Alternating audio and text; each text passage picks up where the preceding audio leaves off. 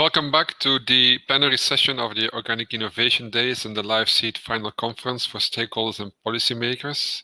I hope you had very interesting workshops and a nice break.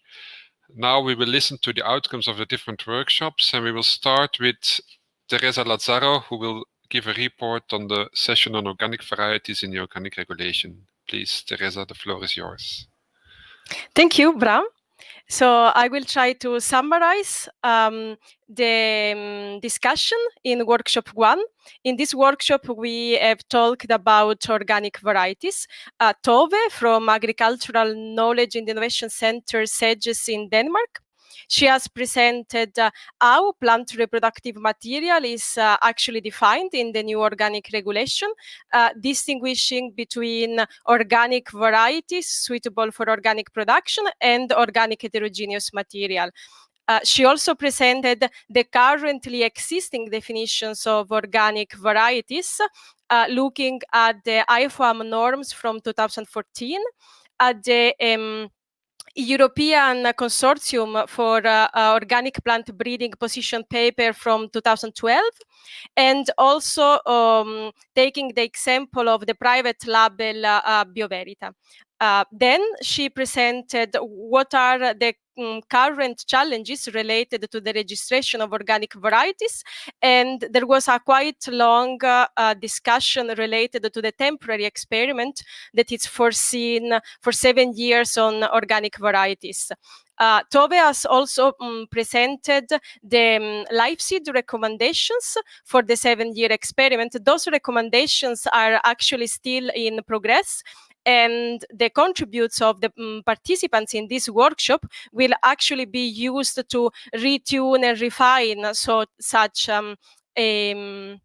recommendations. Those recommendations have to do with the part related to definition and characterization of organic varieties, and there the main recommendations is that variety types also with lower genetic diversity should be included, for example in bred lines, that trait frequencies could be used to separate organic heterogeneous material from organic varieties, and LIVESEED proposes that at least 3-5 years under organic conditions should be needed in order to call a variety organic variety, and that during the whole breeding process, only breeding techniques in line with organic principles should be allowed, and that it's important for organic varieties to have a full disclosure of the breeding techniques used.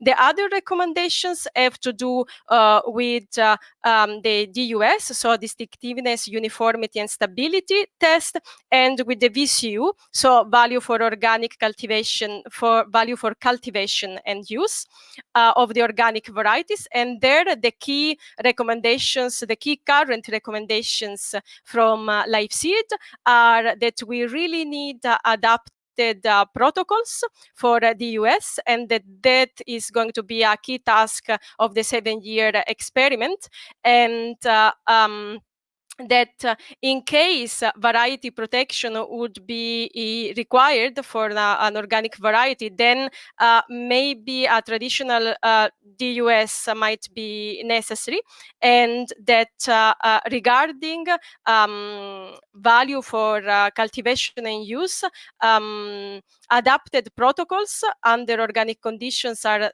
necessary, and possibly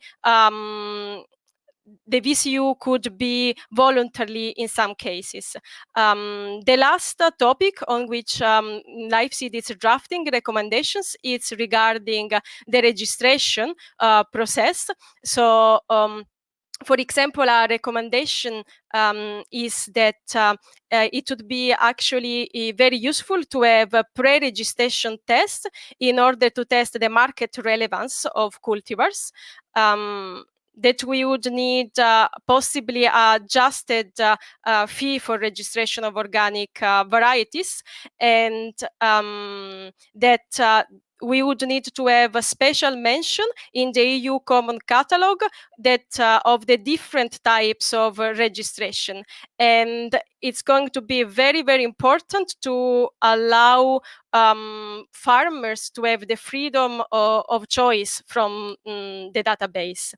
After the presentation of Tove and all these insights from the recommendation from the LIVESEED consortium, the participants were exposed to 4 open questions regarding this topic, regarding the minimum number of years under organic programs to be an organic variety, which specific breeding techniques should be excluded or which can be included in breeding organic varieties, and the key question, how if and how should be possible to have variety protection and plant breeders' rights on organic varieties with adapted DUS, and if VCU should be optional for organic varieties. We had actually a very active group of participants, and we got quite a good number of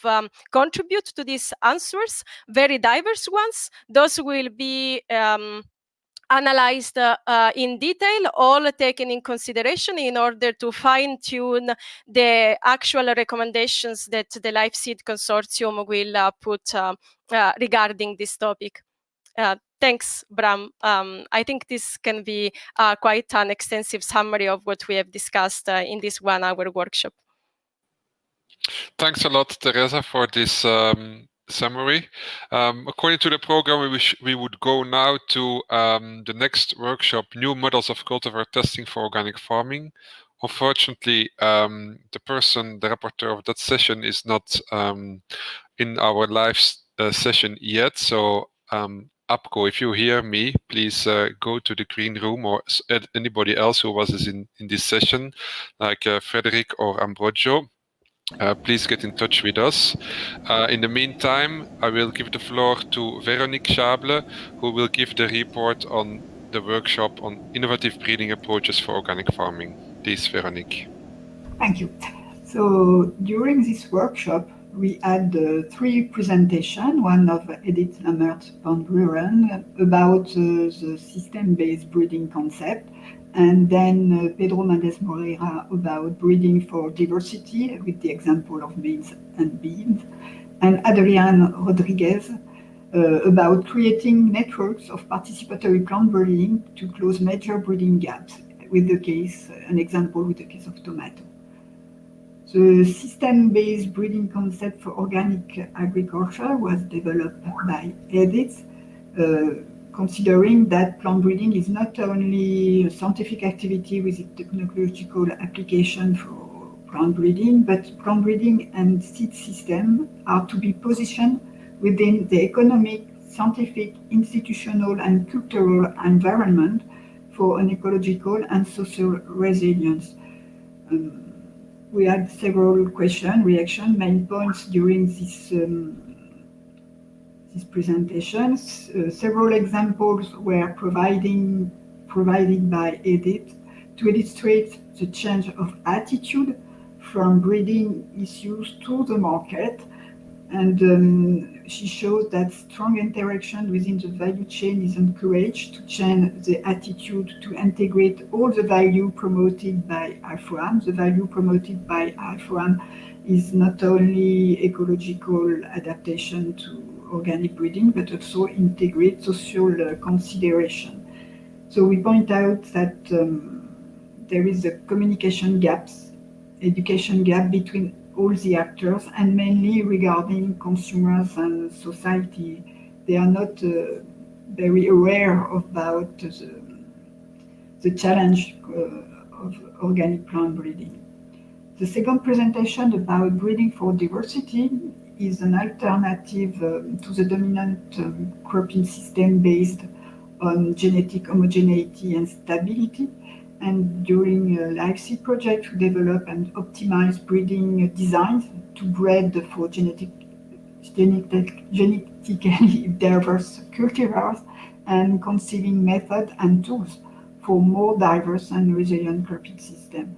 So we try to integrate several kinds of traits about the ecosystem adaptation, the phenology of phenotype of the plant, but also the production and yield consideration and qualities of the product.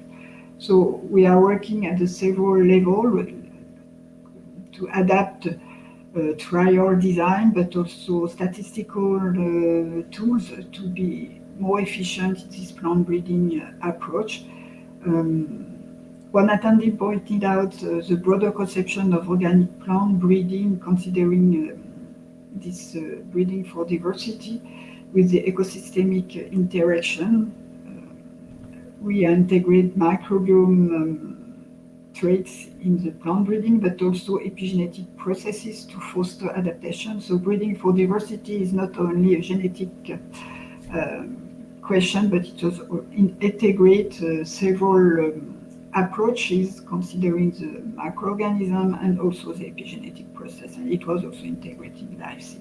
And the last point was about developing breeding networks thanks to participatory plant breeding to close major breeding gaps. We have several examples in LIVESEED where participatory plant breeding is very relevant. It is an alternative way to create the variety different from the dominant system, which are uniform and distributed by only seed companies. So participatory plant breeding is diversifying varietal availability for specific adaptation to organic farming with high plasticity and high added value, and it is strengthening local links with farmers and consumers. So one question emerged about seed health. One example showed that the collective and local organizations are limiting the risk, and mainly we are creating mainly diversified variety, which offer a limitation of disease problem and increase mainly resilience of the crop. Another question was also about cost of breeding, and we showed that participatory plant breeding offers cheaper conditions for plant breeding. So the main points from our presentation and question was that to summarize all the three dimensions that we shown about the activity of our web package and our section about organic plant breeding, the organization of breeding system, breeding for diversity, and participatory plant breeding increase the number of available varieties and the adaptability to organic system.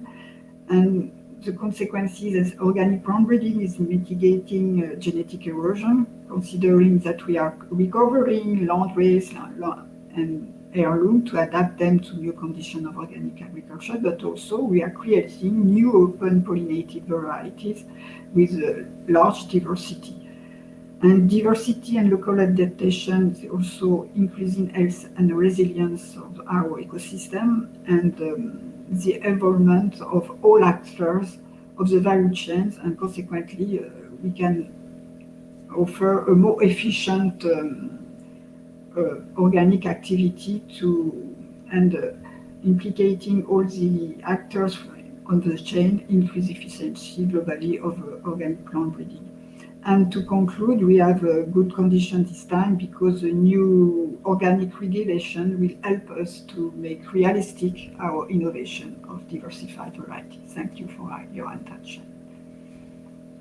Thanks a lot, Veronique, for this report. Now we go to Niels Henning, who will present the outcomes of the workshop on strengthening organic seed markets and business models. Yes, thank you, Bram. We got three really interesting presentations on organic seed markets and the business models and incentives. The first one was by Francesco Sofanelli from the University of Ancona, and he talked us through a study he did on getting an overview of supply and demand on organic seeds in Europe. And what he found was there were big differences between regions. If you look at Northern Europe, Southern Europe, Western and Eastern Europe, and also between crop groups on organic seed use. But an important point is there's still a lack of good data. So Francesco put a lot of data together, but the quality can definitely be improved. So that's an important conclusion from his research as well, that the potential of good statistics on EU level organic seed production and use can no longer be ignored. It's very important for seed suppliers and breeders to have the information to make appropriate investment decisions. And for farmers also they need the information to support their purchasing decisions. And policymakers need the information to define appropriate level of regulation and support measures. And this is definitely something that also comes back in Eva Winter's presentation later on. And in the next years, this will even become more important to have this good data on the organic seed market, not only because the organic crop, the area grown organically will grow probably over the coming years. But although the goal of the European Commission is to phase out derogations by 2036. But better data to make those estimates on what's going to happen exactly and if production will meet demand is very needed. And therefore we will look at better data quality availability on EU organic crop land, but also on the reporting on derogations. Those reports are available, but the quality is not always sufficient. And data from seed suppliers is essential in also getting a good overview. Mike Rijmakers, my colleague from Bionext, gave a short presentation on incentives for farmers to use organic seeds. And she told us that incentives are highly needed because there are some disadvantages for farmers to use organic seeds, such as, of course, the higher price of the organic seed compared to the conventional seed or the non-treated seed, but also maybe the limited choice of varieties. There are some quality concerns, and the advantages are not always seen. It can be that there are the same varieties, and the conventional seed that they use is also called untreated.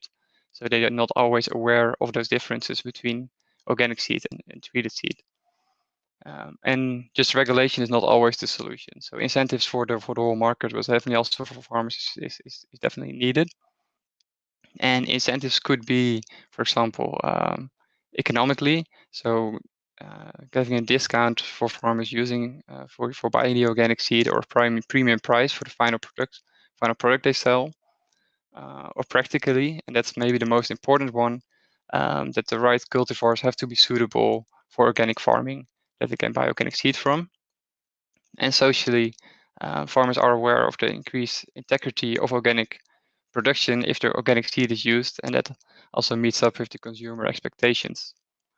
And within the LIVESEED project, several pilots were investigated on incentives for farmers, such as in Italy and Romania, there were some cooperatives who bought organic seed together. And in Romania also, they bought a processing plant to make sure that they can get the wanted variety for a good price. And that really helped in those cases. In the Netherlands, there's also a pilot between an agreement between the seed producer and the trader, also so that the farmers can actually share the extra cost. So all the farmers were paying for the part of the organic seed that was used. And that worked really well. And another thing that was looked at is rewarding organic seed use in the market. So for the final product, there are a few examples of that, but it's definitely something to explore in the future. If you can actually ask a higher price for a product at the consumer level when it's grown with organic seed. And finally, Eva Winter from Fiebel gave a presentation about her PhD research that she's doing on a modeling study on how to smooth transition and find long-term solutions to obtain 100% organic seed, and specifically in the organic carrot market in Germany. And she was looking at which interventions are promising to increase organic seed and production. And she saw that currently only 9% of the carrot seed used in Germany is from organically multiplied seeds, and 90% is still NCT seed. And with simulations, you try to look in the future, so the effects of different interventions for the coming 8 years. And of course, you mentioned also different farmers are influenced differently, so that's important to keep in mind with looking at those different interventions that are possible. Overall, he saw that farmers are willing to pay more for organic seed, an average 55% in Germany, in this case to the carrot. But a main problem is also the uncertainty around the technical advancement. So maybe the demand is one issue, but supply of organic carrot seed is also very important and very challenging. And she looked at 3 scenarios for tackling those technical issues: a slower scenario, a faster scenario, or even a scenario that sufficient seed is produced for the whole organic market in Germany. And her prediction is that it will probably be somewhere between the slower and the faster phase, meaning that there will actually be organic seed shortage if derogations are phased out too quickly. So that's important to keep in mind also for policymakers, to look a little bit what's also possible and not only what's the demand. And so what he saw is if derogations are phased out too rapidly, there may be a shortage of seed for organic carrot production for the German market, and it will also increase costs for the German farmers and decrease the gross margins. A subsidy at organic carrot area level of around 500 euros a hectare could be helping with that to decrease the cost, or a higher product price for the carrots in the end. And when she looked also at other cases, so this is very specific for carrot in Germany, but for other crops in other regions, it might be a different story. And production could actually easily match the demand in a phasing out situation. And this really shows the importance of solving issue at the production side. It's necessary for phasing out derogations in the future and keeping the costs under control. And this is very different for different crops in different regions. And in the discussion we had after the 3 presentations, some multiple interesting ideas popped up. And one of them that was mentioned is that awareness raising among farmers might actually be one of the most important incentives for them. It's like not always aware of the benefits of organic seeds compared to non-treated seed. And that's definitely something to work on for the future. Thank you. Thanks a lot, Niels, for this explanation and your report. And now we go to Apko de Boek, who will explain us about the workshop New Models of Cultivar Testing for Organic Farming. Please, Apko. Thank you, Bram. Yes, indeed, we go back to the testing of varieties. The post-registration testing of varieties we were talking about, it is part of a deliverable of LIVESEED we are finishing. The deliverable will be ready in January next year. So the problem is that there are no proper testing facilities. There's no proper testing platform for varieties for organic farming. That testing is essential to give the real purpose to organic varieties. So testing facilities, should be put up, should be made available. There are testing facilities based on the conventional, the dominant testing system. So that means it is blockwise. All varieties are laid down in repetitions and so on to make ANOVA possible. It is heavy, it is costly, and those variety testings are not always done under organic conditions. So the results that come out and the conclusions that are drawn, which variety is the best, is not always useful for organic growing. So how do we solve this? Thinking about an innovative approach with farmers' participation to keep it cheap, but also to include organic farming conditions to have the right kind of results under the right growing conditions, and that the farmers can make good decisions on those results.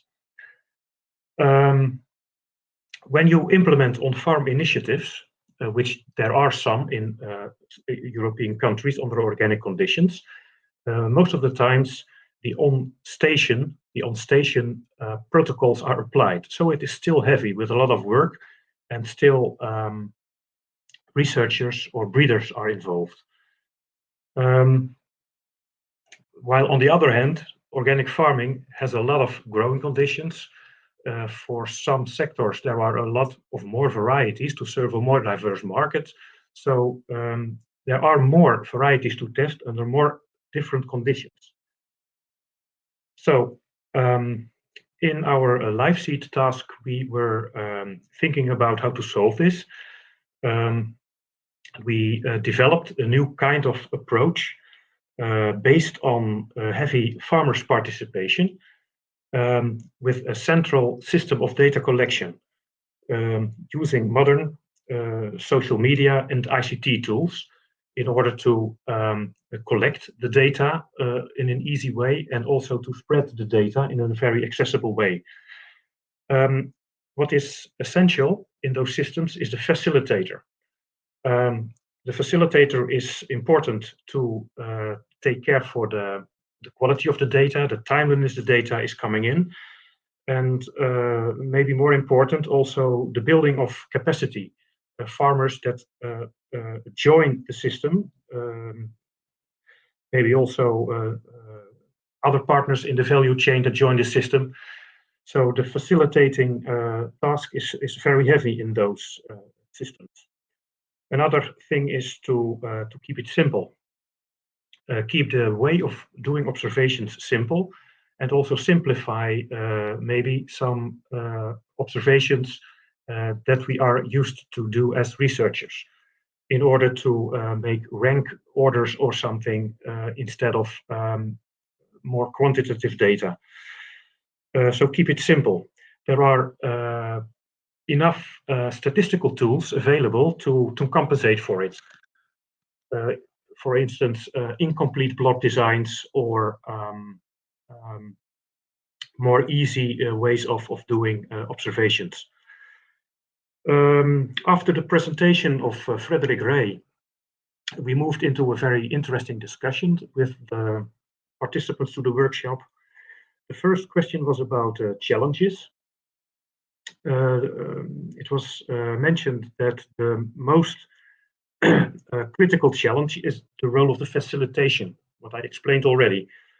But also the participation of the farmers involved is, of course, very important. There should be a system so that the data collection is easy, using mobile cell phones or tablet devices, using cloud computing, so that the data that are collected are immediately shared and ready for analysis by the facilitator researcher. The data collection in itself is also a challenge. There should be some consistency, of course, and yeah, that's also a role of the facilitator to train the farmer a bit. The next question was about the ownership of the data. We had two workshops prior to this workshop in the LIVESEED setting, in which two existing systems were presented. One in the United States, the Seedlink initiative of Nicolas and Gilbert, and initiatives in the third world countries run by Jacob van Etten. And in those systems, it is are all open source, and it is not competitive. So data is open source and should be available to everyone who is involved in the chain. The main purpose of this is also to make it possible to rapidly make forward, to make progress in the variety development that are suitable for the farmers. I have to speed up a little bit, I think. At the last, we had a poll. We also had a poll with 4 questions, which gave interesting results. First question was if it was recognized that the current testing facilities were insufficient for organic varieties. Most of the participants to the poll said that it was partially was the case, so that implies that improvement is possible. The second question, these new participatory approaches that we presented, are they useful to solve the problems? The answer was yes or maybe, so relatively positive. The third question, for which sector do you think those methods are suitable? For arable and vegetable farming, they were thought to be the most suitable, and the less suitable for forage crops and fruit crops. The fourth question was the usefulness of a digital platform for the exchange of variety results. Well, that was the most positive answer of all four. 100% of the respondents thought it would be appropriate for organic varieties. And that was the end of our workshop.